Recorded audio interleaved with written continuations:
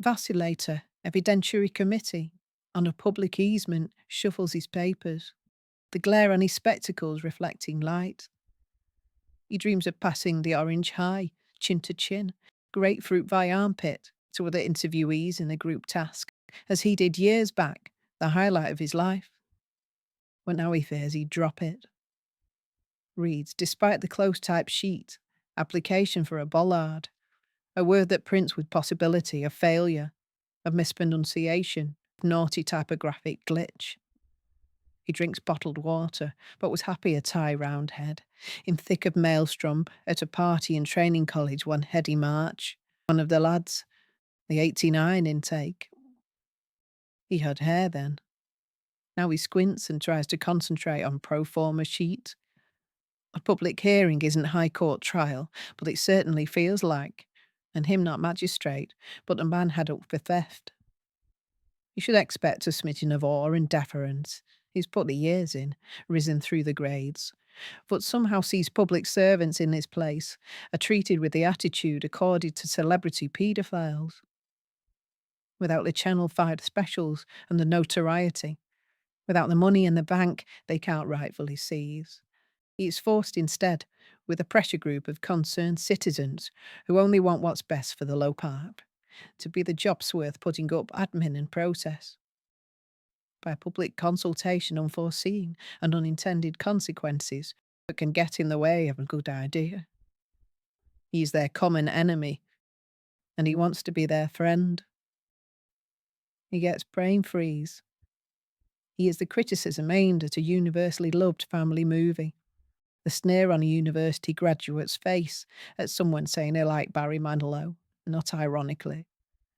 He needs to be punctilious and search in the weeds, disturb woodlice from the underneaths of breeze blocks, he wants to explain, to plead mercy for this dread responsibility that behoves a man of red tape.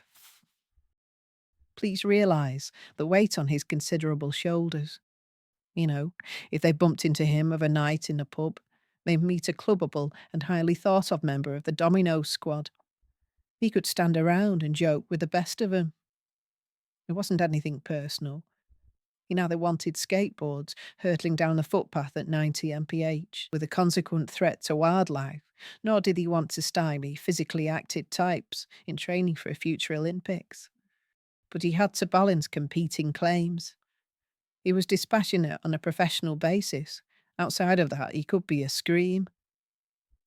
Why would the leg under the tables jog otherwise? Why feel a wink in his eyelid when the spokespeople are speaking? Do they realise? He thinks is it lack of sleep or something uncomfortably insidious. Each cough in the meeting room potentially necrotic, while time is short in this life. He drifts. The 40s went by like retort, short and sharp of an AK-47, with no real blessings and nothing of significance beyond damage to the heart and the head from this administrative pecking and fatty liver. Were he to stand and shout, declare his allegiance to liberty, with his hands out wide and the garters on his socks showing white, where his pants roll up, to give them a glimpse of his credentials, where shirt tucked into underpants pulls out and belly pops, would it making more light? Cure the robotic tendency of microphone to make the voice a monotone, warm the cockles of opposing plaintiffs that whatever the judgment was, is done with a human spirit and a sympathy? Probably not. The problem might be sensibly parked with the monetary committee in the thickets of HR, the dark arts of health and safety. He can make recommendations, then dodge the cabbages the dog walkers or the newt fanciers throw. Disperse their ordure through the letterbox, posted at home address by the adrenaline junkies. And say, I was not the mission accomplished. I am a monkey like you. I have the same impulses and the same needs. It's them above on the 6th floor with their conference tables that wield power, okay? One may be certificated up to one's elbows and C&G'd up to one's neck. But when the end comes, when the final judgment falls, don't hate me because do I not bleed like other folk? Do I not flee from the cold when I am outcast also? I work for the Metropolitan Borough Council. But I'm old and I am fragile, and I want to be loved. And their stare is as Arctic blast over tundra. Let it go, otherwise, up above, to the holders of this post, in oil pape form from Georgian days.